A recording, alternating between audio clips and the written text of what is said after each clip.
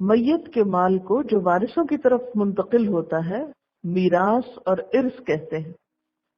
اس کو ترکہ بھی کہا جاتا ہے. ترکہ کا لفظ ترکہ سے ہے جس کا معنی ہے چھوڑ جانا. مال متروکہ کا کیا معنی ہے کہ ایک شخص جو خود مر گیا اور اپنے پیچھے مال چھوڑ گیا، چھوڑا ہوا مال. مال متروکہ کا معنی چھوڑا ہوا مال، یعنی مرنے کے بعد دنیا میں چھوڑا ہوا. وراثت کی تقسیم کے علم کو اسلام میں علم الفرائض اور علم المیراث کہا جاتا ہے. یعنی یہ علم جاننا بھی ضروری ہے اور فرض کی حد تک ضروری ہے. آپ صلی اللہ علیہ وسلم نے فرمایا علم الفرائض اور قرآن خود سیکھو اور اوروں کو سکھلاؤ، اس لیے کہ میں وفات پانے والا ہوں. یعنی اس علم کا درجہ کس کے برابر رکھا؟ قرآن کے سیکھنے اور سکھانے کے برابر. آپ صلی اللہ علیہ وسلم نے فرمایا علم 3 ہیں، ان کے سوا جو کچھ ہے وہ زائد ہے. نمبر 1 آیات محکمات کا علم، نمبر 2 سنت قائمہ، اور نمبر 3 انصاف کے ساتھ ورثے کی تقسیم. اس سے یہ بھی اندازہ ہوتا ہے کہ اسلام میں محض اخلاقیات پر ہی زور نہیں، صرف یہ نہیں کہا نماز پڑھو اچھی طرح بات کرو، بلکہ اس کے ساتھ ساتھ حقوق کی ادائیگی پر بھی بہت زور دیا گیا. تو گویا علم المیراث یا علم الفرائض کا سیکھنا فرض کفایہ ہے. اگر مسلمانوں کے کسی گروہ میں چند لوگ اس علم کی تفصیلات سیکھ لیتے ہیں تو باقی بھی گناہگار نہیں ہوں گے، باقیوں کی ذمہ داری بھی پوری ہو جائے گی. اور اگر کوئی نہیں سیکھتا تو سب اجتماعی طور پر گناہگار ہوں گے. اس لیے کچھ لوگوں کو اس کا ماہر بہرحال ہونا چاہیے.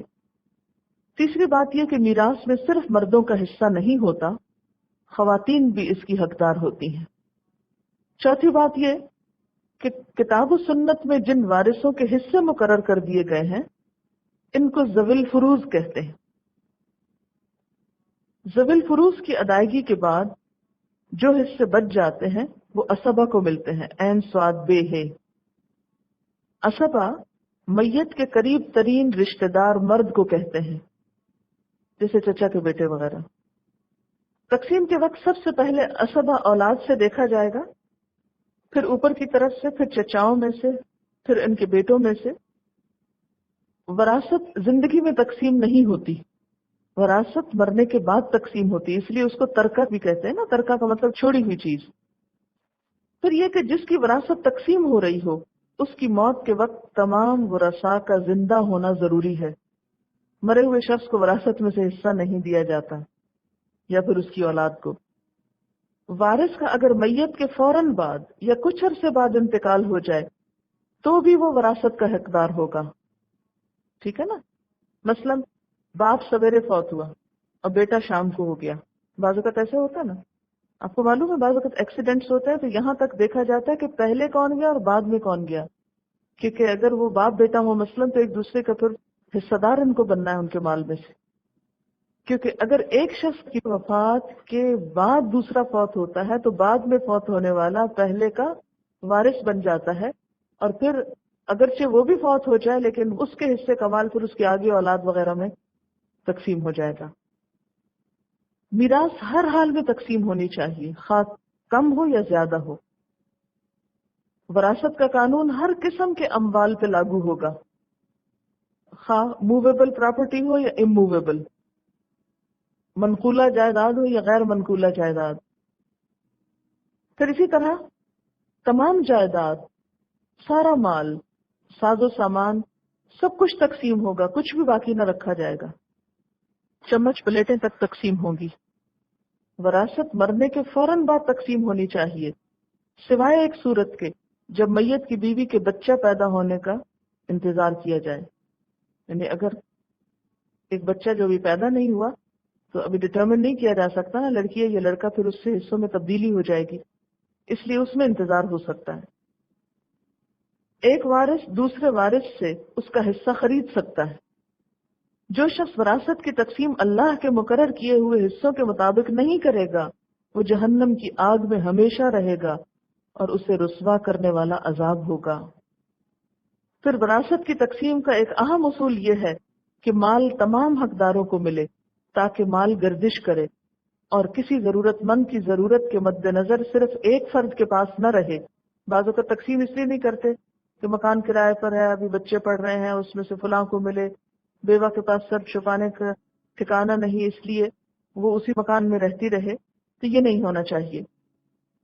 لےپالک بچوں یعنی اڈاپٹڈ چائلڈ کا وراثت میں کوئی حصہ نہیں ہوتا، ہاں وصیت کی جا سکتی ہے اس کے لیے، وہ وارث نہیں بن سکتا، یا زندگی میں آپ اس کو ہبہ کر دیں کچھ۔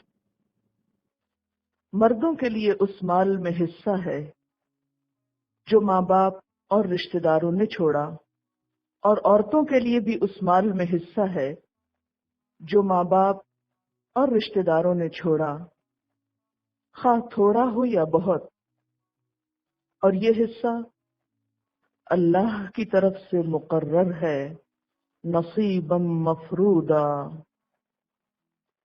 یہ حصہ انسانوں کا مقرر کردہ نہیں، اللہ کا مقرر کردہ ہے، اور اس کے لیے بھی لفظ مفروضا آیا ہے، فرض کیا گیا، یعنی اس حصے کی ادائیگی فرائض میں سے ہے، تمہاری اپنی مرضی کی بات نہیں، یہ اللہ کا حکم ہے۔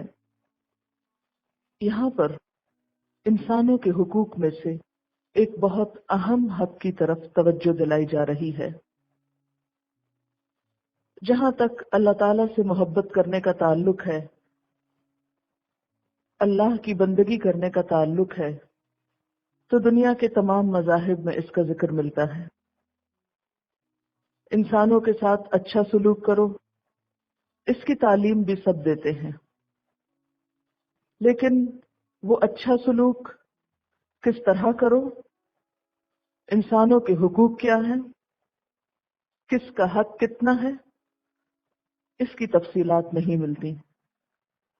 لیکن اسلام اس لحاظ سے دیگر مذاہب اور ادیان سے ممتاز ہے کہ اس میں حقوق العباد کی ادائیگی، اور اس میں خاص طور پر مال متروک یعنی وراثت کے حق کی ادائیگی، اس کی تاکید اللہ تعالیٰ نے خود فرمائی۔ اس معاملے میں نہ تو حضور صلی اللہ علیہ وسلم کو اختیار دیا گیا اور نہ ہی امت کے کسی اور فرد کو، بلکہ یہ میزان اللہ تعالیٰ نے اپنے ہاتھ میں رکھی اور ہر ایک کے حصے خود مقرر کر دیے، اور پھر نہ صرف یہ کہ حصے مقرر کیے بلکہ ان کی ادائیگی پر بھی زور دیا، اور یہ کہہ کر کہ نصیبا مفروضا، یہ ایک حصہ ہے جو فرض کیا گیا ہے، طے شدہ ہے۔ اس معاملے میں یہ یاد رکھیے کہ اگر کوئی شخص دنیا میں کسی انسان کے حق کی ادائیگی میں کوتاہی کرتا ہے، غفلت برتتا ہے، یا اس کو ادا نہیں کرتا، یا اللہ تعالیٰ کی اس تقسیم کو درست نہیں سمجھتا، یا اس تقسیم کے مطابق فیصلہ نہیں کرتا، یا اس فیصلے پر راضی نہیں ہوتا، تو اس کی جواب دہی اسے قیامت کے دن کرنا ہوگی، اور وہاں پر ادائیگی کس چیز سے ہوگی؟ انسان کے اعمال سے۔ اسی لیے ہم دیکھتے ہیں کہ نبی صلی اللہ علیہ وسلم نے فرمایا، صحیح مسلم کی روایت ہے، لَتُؤَدُّنَّ الْحُقُوقَ إِلَىٰ أَهْلِهَا يَوْمَ الْقِيَامَةِ حَتَّى يُقَادَ لِلشَّاةِ الْجَلْجَاءِ مِنَ الشَّاةِ الْقَرْنَاءِ۔ قیامت کے دن حقداروں کے حقوق ضرور ادا کیے جائیں گے، یہاں تک کہ بے سینگ دار بکری کا سینگ دار بکری سے قصاص لیا جائے گا۔ یعنی نہ صرف یہ کہ انسانوں کے حقوق بلکہ جانوروں کے حقوق کی ادائیگی بھی ہوگی، اور اس معاملے میں جب تک حقدار اپنا حق معاف نہ کرے، کسی دوسرے کو حق معاف کرنے کا اختیار نہ ہوگا۔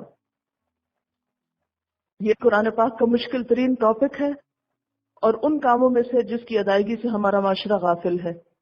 اکثر گھروں میں رشتہ داروں میں قطع تعلق کی، ماں اور بیٹے، بہن بھائیوں کے درمیان ہمیشہ کے لیے رشتہ داریوں کا کٹ جانا ان حقوق کی ادائیگی نہ کرنے کی وجہ سے۔ آپ دیکھیں کہ بہت سے لوگ ایسے ہیں کہ آپس میں ان کی بول چال بند ہے، اس لیے کہ ورثے کی تقسیم نہیں ہوئی، یا ہوئی تو غلط ہوئی، حقدار کو حق نہیں ملا۔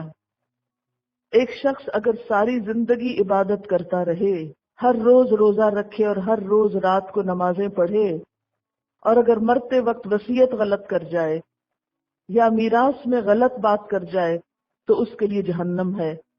وہ جنت سے محروم ہو جائے گا باوجود اس کے کہ وہ بہت عبادت گزار تھا۔ تو یہ کوئی معمولی ٹاپک نہیں ہے۔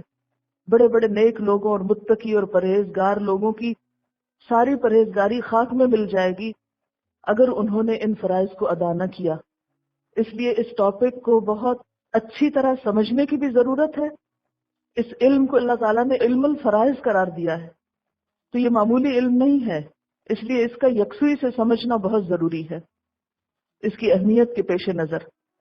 یعنی اس حق میں کوتاہی کی وجہ سے دنیا بھی جہنم بنتی ہے اور آخرت بھی جہنم بنتی ہے، اور ہمارے معاشرے کے اندر اس سے غفلت بہت عام ہے، اس کی طرف توجہ ہی نہیں۔